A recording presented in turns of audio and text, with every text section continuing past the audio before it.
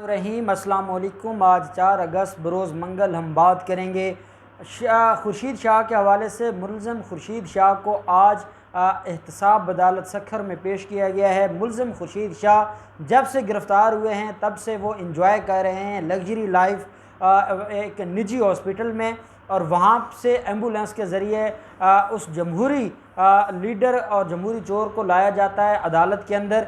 मैं जमहूरी चोर इसलिए कहूँगा कि ये वो लोग हैं जो जमहूरियत के नाम पर लूटते हैं। कुछ लोग होते हैं जैसे फजलुर रहमान जैसे लोग हैं, वो दीन के नाम पर लूटते हैं। ये लोग वो हैं जो जमहूरियत और पार्लियामेंट के नाम पर लूटते हैं, और ये कई डेकेड से लूटते आ रहे हैं। नाम ये जमहूरियत का लेते हैं, लेकिन इनसे बड़ा डिक्टेटर कोई नहीं, इनसे बड़ा जाहिल कोई नहीं। और पूरे सिंध के और अंदरून सिंध में जिस तरीके से इन्होंने तबाही मचाई है उसकी कोई मिसाल नहीं मिलती। लेकिन जब ये पार्लियामेंट में खड़े होते हैं तो ये तकरीरें करते हैं, और इनकी तकरीरें सुनकर अमेरिकन जो फ़िलासफ़र्स हैं या सेनेटर्स हैं या जो बड़े वहाँ पर डेमोक्रेसी को प्रमोट करने वाले प्रोफेसर्स हैं या ब्रिटिश हैं, वो परेशान हो जाते हैं। वो कहते हैं कि इतने बड़े इनका जमहूरी माइंड है और ये इतने डेमोक्रेटिक हैं, और ये पाकिस्तान में जितनी जमहूरियत है या जिस तरीके से ये जमहूरियत के अलमबरदार है, इसकी मिसाल तो पूरी दुनिया में नहीं मिलती। लेकिन जब आप इनके असल किरदार को देखते हैं तो इनके इतने काले करतूत हैं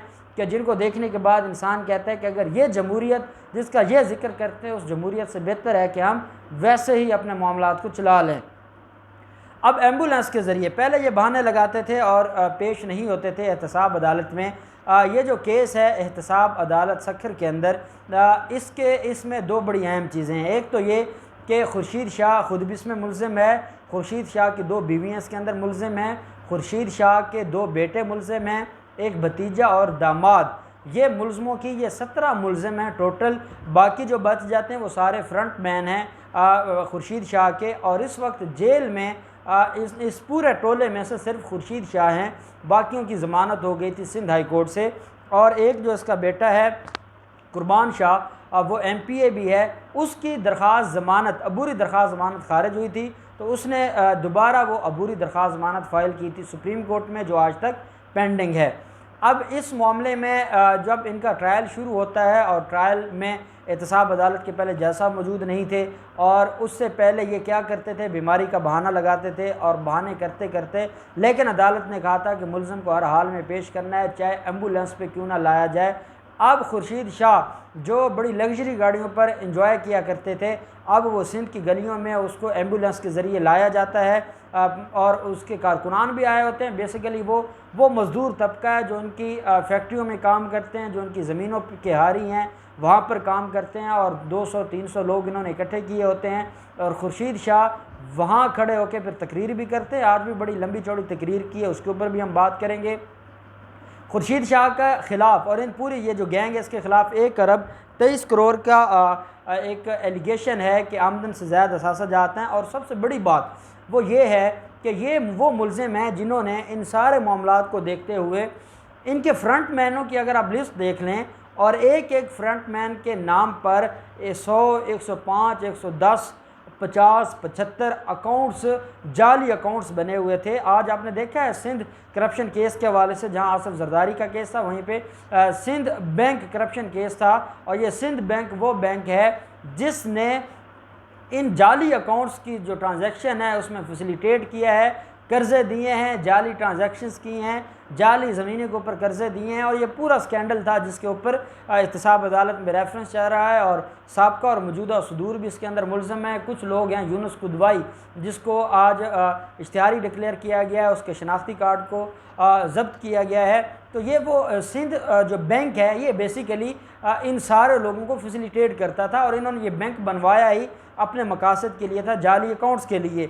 अब जब जाली अकाउंट्स की हम बात करते हैं, जो आसिफ जरदारी के ख़िलाफ़ केसेस हैं, वहीं पे इस गंगा में हाथ धोने वाला ये खुर्शीद शाह है, ये ख़ास आदमी है। आपने आजकल देखा होगा पाकिस्तान पीपल्स पार्टी को बड़ी याद आ रही है खुर्शीद शाह की, और जब भी कोई प्रेस कॉन्फ्रेंस करते हैं, जब भी कोई बात करते हैं, तो एक बात ज़रूर करते हैं कि एक बेगुनाह शख्स जेल में पड़ा है और उसको रिहा किया जाए और उसको सबसे बेजा से निकाला जाए। जैसे ये मीर शकील रहमान के तरले डालते हैं, मिन्नतें करते हैं कि मीर शकील रहमान को इस मुसीबत से निकाला जाए, जेल से रिहाई दी जाए। वैसे ये खुर्शीद शाह के लिए आजकल बड़े परेशान हैं। हालांकि ये पिछले 6 माह भूल चुके थे कि खुर्शीद शाह नामी भी कोई शख्स था और वो भी कोई इनका लीडर था, या वो किसी दौर में अपोजिशन लीडर था, या वो ग़ुलामी में आसिफ ज़रदारी का ख़ास ग़ुलाम था। लेकिन जब आसिफ ज़रदारी के ऊपर बुरे हालात आए तो उनको अपने दोस्त याद आने लग गए, और उनमें से खुर्शीद शाह थे, जिसके ऊपर बिलावल ज़रदारी बार बार अब बात कर रहा है कि खुर्शीद शाह को माफ़ी दी जाए, उसको छोड़ा जाए। तो ये 1 अरब 23 करोड़ की जो एलिगेशन है इनके ख़िलाफ़, जो खुर्शीद शाह हैं, इसके अंदर जो नैब के गवाहान हैं वो अदालत में पेश होते हैं, और अब गवाहों के ऊपर एविडेंस शुरू होने वाली है, और अब इनके ख़िलाफ़ जो कार्रवाई है, जो ट्रायल है, बेसिकली ट्रायल वो अब स्टार्ट होने वाला है, क्योंकि रेफरेंस फ़ाइल हो चुका है और इसके अंदर ट्रायल अब अपनी मंजिल की तरफ गामज़न है। आज भी जहाँ पर खुर्शीद शाह पेश हुए, उनकी बीवियाँ और सारे लोग पेश हुए अदालत के सामने,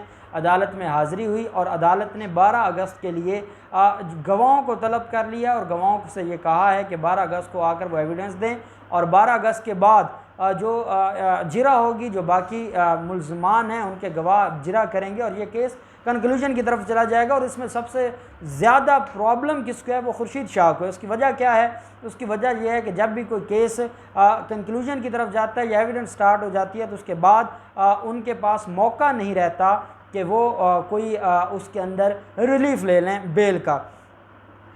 खुर्शीद शाह, उसकी नैब अदालत सक्खर ने उसको ज़मानत दे दी थी। अभी वो मुचलके साइन नहीं हुए थे कि वो जज साहब छुट्टी पर चले गए। छुट्टी पर जाने की वजह से उस फ़ैसले को चैलेंज किया जाता है सिंध हाई कोर्ट में। सिंध हाई कोर्ट नैब अदालत के फ़ैसले को सेटिसाइड कर देती है, और उसके बाद सिंध हाई कोर्ट से भी बेल खारिज हो जाती है। और बेल खारिज होने के बाद जो बाकी फैमिली मेम्बरान हैं, जो बीवियाँ इसकी हैं या बाकी बच्चे हैं, उनकी दरख्वास्त माने वो प्री अरेस्ट बेलें थी, वो मंजूर हो जाती हैं। उसके ख़िलाफ़ कैंसिलेशन मूव हो जाती है सुप्रीम कोर्ट में, और कैंसिलेशन मूव होने के बाद जो सुप्रीम कोर्ट है उसमें अभी तक उनकी जो ज़मानत के ख़ारिज करवाने की दरख्वास्तें नैब की हैं वो भी पेंडिंग हैं। खुर्शीद शाह की दरख्वास्त ज़मानत भी पेंडिंग है, और खुर्शीद शाह के बेटे की जो अबूरी ज़मानत है वो भी पेंडिंग है। खुर्शीद शाह के ख़िलाफ़ JIT भी बनी थी, और ये मुल्तान के जो DG मुल्तान हैं नैब के, उनकी सरबराही में JIT बनी थी। उसने आकर सारी रिपोर्ट्स बताई थी, और उसने आकर इनके ख़िलाफ़ एविडेंसेस दी थी। तो खुर्शीद शाह अब अदालत से वो निकले हैं।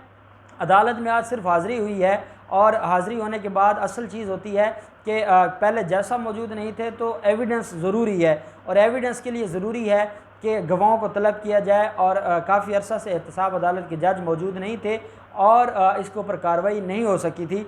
तो जब खुर्शीद शाह निकले हैं, और खुर्शीद शाह ने तकरीर की है, और उसने ये कहा है कि खाली नारों से, खाली गानों से, और खाली इज़हार यकजहती से कश्मीर आज़ाद नहीं होगा।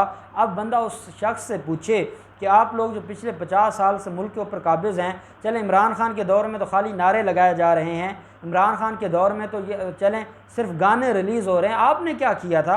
आपने ऐसा कौन सा कश्मीर के लिए कोई कारनामा किया था कि जिसकी बुनियाद पर आप लोगों को शर्म नहीं आती, और आप कहते हैं जी कि आप सिर्फ़ और सिर्फ अपने आप को और इमरान खान की दुश्मनी में आप इस हद तक चले गए हैं कि आप कश्मीर इशू के ऊपर भी कन्फ्यूजन क्रिएट कर रहे हैं। और ये आपके इल्म में होना चाहिए कि ये कन्फ्यूजन अब मज़ीद नहीं रहेगी, और उनको मज़ीद रिलीफ नहीं मिलने वाला।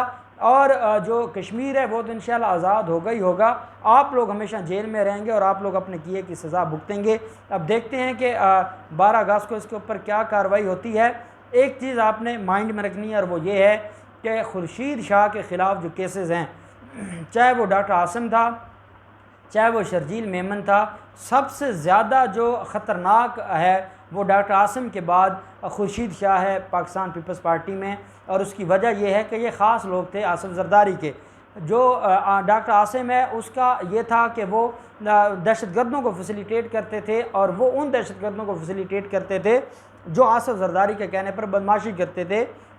और यही बात जो मैनेजर थे उस हॉस्पिटल के, जिस हॉस्पिटल में ये इलाज करते थे दहशतगर्दों के, उन्होंने ये बात बताई थी कि 28 जो वर्कर्स थे मुख्तलिफ़ सियासी जमातों को जो दहशतगर्दी में मुलव्वस थे, उनका इलाज करने का तो उसने इकबाल जुर्म किया था।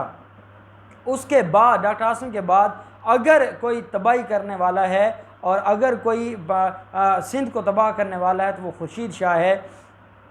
अंदरून सिंध में जितने भी मामलात होते थे, चाहे वो गाड़ियों के अंदर डकैतियाँ करवाना है, चाहे वो मुख्तलिफ़ डेरों पर लोगों को पकड़ कर उनको हिरासा करके भत्ता लेना है, चाहे मुख्तलिफ़ ज़मीनों के ऊपर कब्ज़े करवाने हैं, चाहे वहाँ पर मज़लूम को खस्ता हाल करना है, चाहे उनके ऊपर जुल्म करने हैं, चाहे ज़्यादती करनी है, चाहे आसिफ ज़रदारी को कमीशंस पहुँचाने के लिए, आसिफ ज़रदारी को बेनिफिट पहुँचाने के लिए हर गलत काम में मुलव्वस था खुर्शीद शाह। और खुर्शीद शाह आज उन्हीं जराइम की सज़ा भुगत रहा है। और जब एविडेंस शुरू हो जाएगी उसके बाद सुप्रीम कोर्ट से भी उसको रिलीफ नहीं मिलने वाला किसी तरीके से ज़मानत का, और उनको ज़मानत नहीं मिलने वाली। और आप देखते हैं कि 12 अगस्त को एविडेंस होती है, और जो भी इस केस के हवाले से मज़ीद कार्रवाई होगी हम आपके साथ शेयर करते रहेंगे। बहुत शुक्रिया। अल्लाह हाफ़िज़। पाकिस्तान ज़िंदाबाद।